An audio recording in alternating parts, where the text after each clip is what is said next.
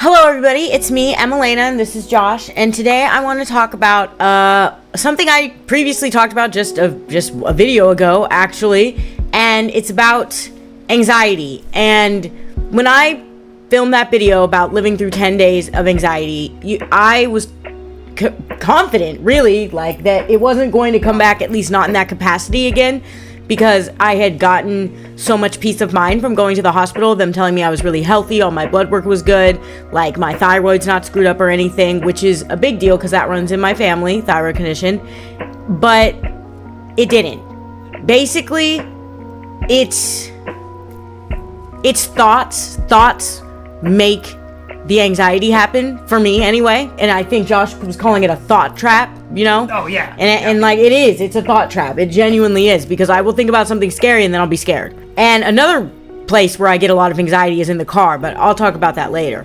You have to remember one thing. When I filmed that video about my 10 days of anxiety, I was still kind of high on the drugs they gave me at the hospital, right? Yeah. Right. I think that I didn't understand that this is a lifelong thing I'm going to have to deal with now.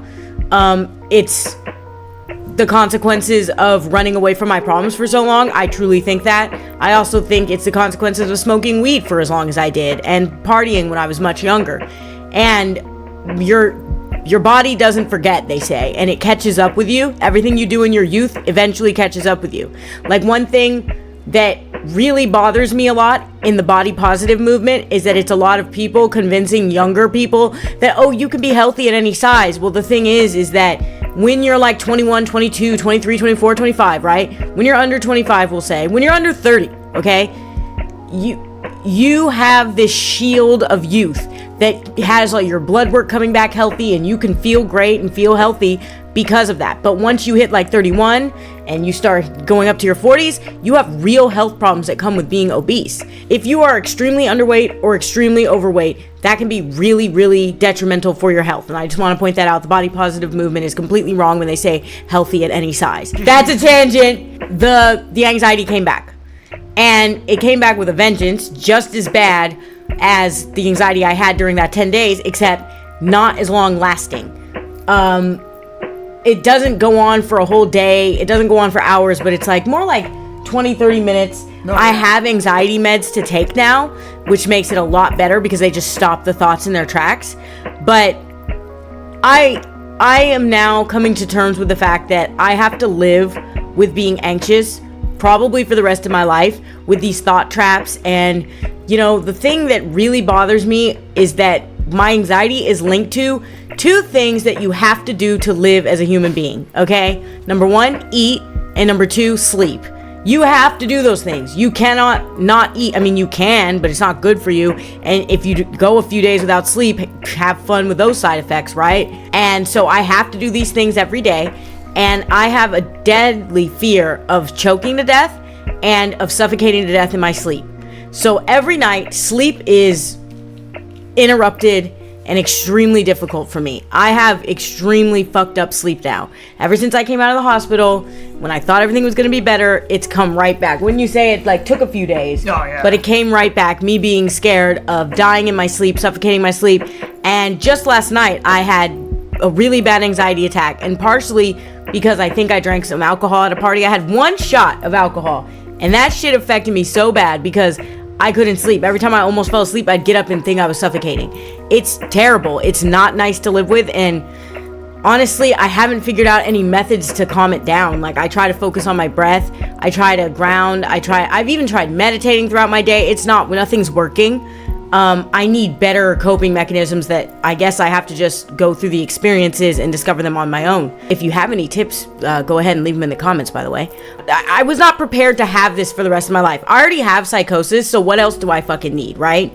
And now I understand that I have to live with psychosis, which just exacerbates the thoughts. It just makes everything worse, like this psychological conditions, like running into each other, and it just turns into a peak of madness, right? Where you're just like, I'm gonna die, I'm gonna die, I'm gonna die, oh my god, I'm gonna die, I'm gonna choke to death, I'm gonna suffocate in my sleep. And you know, and then you get like this, nobody loves you, nobody gives a fuck about you if you die, that's what you deserve because you've been a shitty person. Then you get voices reiterating that.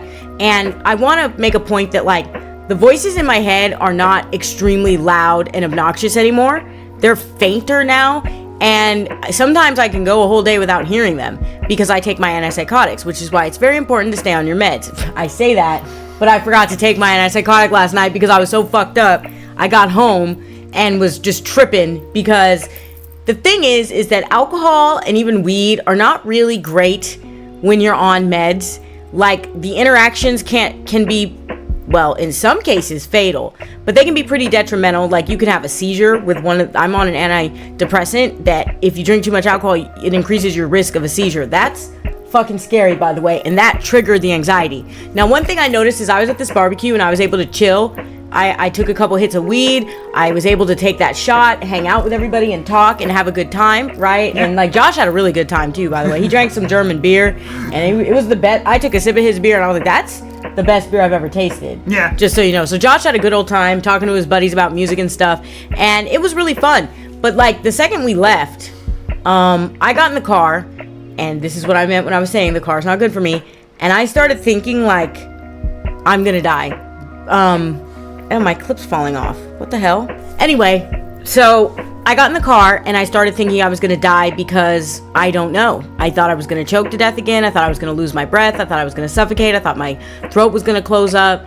And I was scared of having a seizure because I take an antidepressant. And I read that if you drink alcohol with it, it increases your chance of seizure. I was scared of like having a seizure and never being the same again. You know what I mean? I was scared of us getting in a car crash. It's the amount of fear that I have when nothing's happened. Like, literally nothing's happened.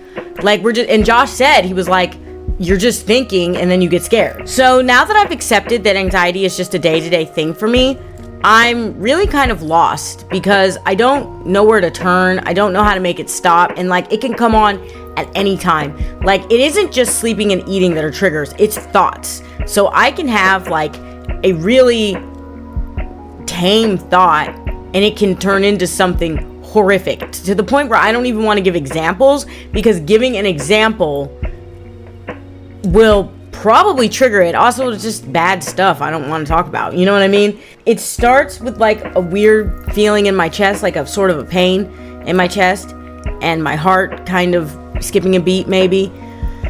And I'm having it right now because I'm thinking about it. I'm no joke. It's happening right now because I'm thinking about it, and it's like the thoughts are flooding in, right? They're starting to flood in of like suffocating and choking to death, and you know, like how that alcohol is gonna somehow affect me still, even though I'm clearly not affected by it anymore. But like right now I'm having like a lot of negative thoughts about something that could happen to me, mostly about suffocating and my heart stopping, and how if my throat starts to swell up, then 911 won't work because they won't get here on time, because bro, that one time when we had to call them, they took like a while to get here. But I guess I'm coming to terms with the fact that I have to live with psychosis and anxiety forever now.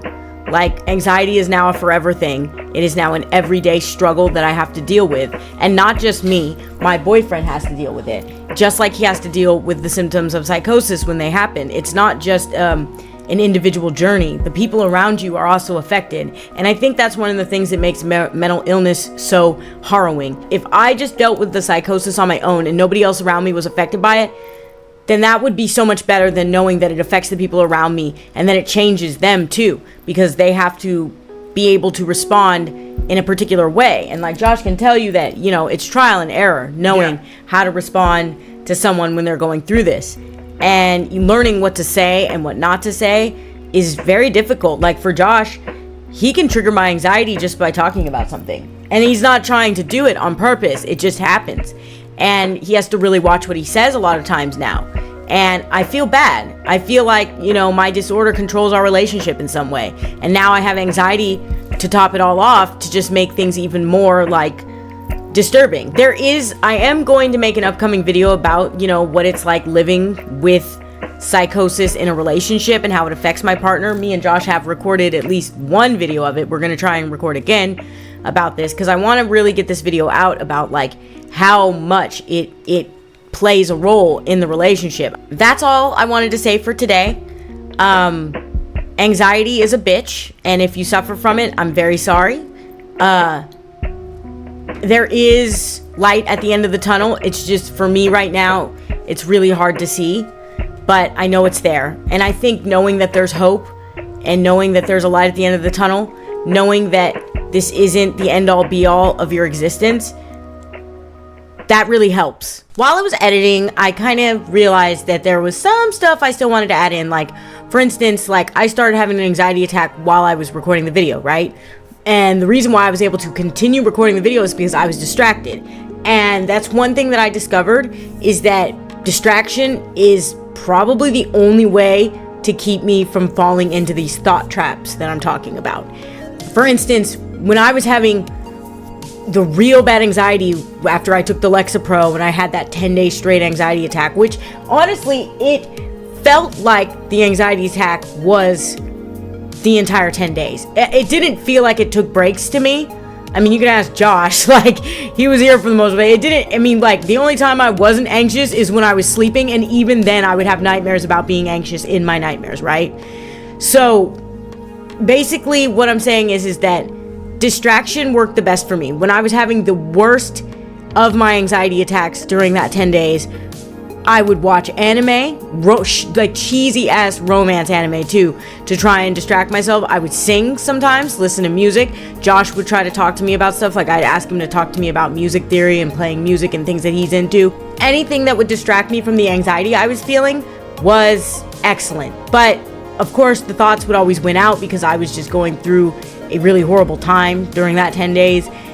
But I did notice that not only was I okay when I was distracted, but also the fact that I was okay when I was distracted would let me know that nothing serious was going on.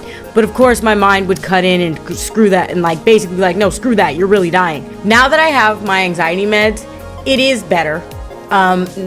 It's a lot better actually, but I still have these anxiety attacks that come on due to the thought traps, and I find that distraction works almost 100% now. Like, I'll put something on or whatever, and the thoughts will just stop because the anxiety meds are there to help me. They basically hold your hand, right? And one thing I will say is that it kind of bothers me that I'm probably going to have to take anxiety meds for the rest of my life. But the thing is I have to take my antipsychotics for the rest of my life. And I have to take an antidepressant probably for the rest of my life. Now, if there was a way that I could get off my meds and live healthily and happily without them, I would do it like that. But right now, I'm not in a position where I think I can have that. I don't have that privilege. Let's put it that way. Well, anyway, that's all I wanted to add. And thanks for watching. If you or anybody you know is suffering from psychosis or anxiety or any other mental disorder, I just want you to know that there is light at the end of the tunnel and everything is not hopeless. And if you need help, do not be afraid to reach out to your friends, to your family, to professionals, or whoever you have around you to get the help you need. Thank you and have a great day.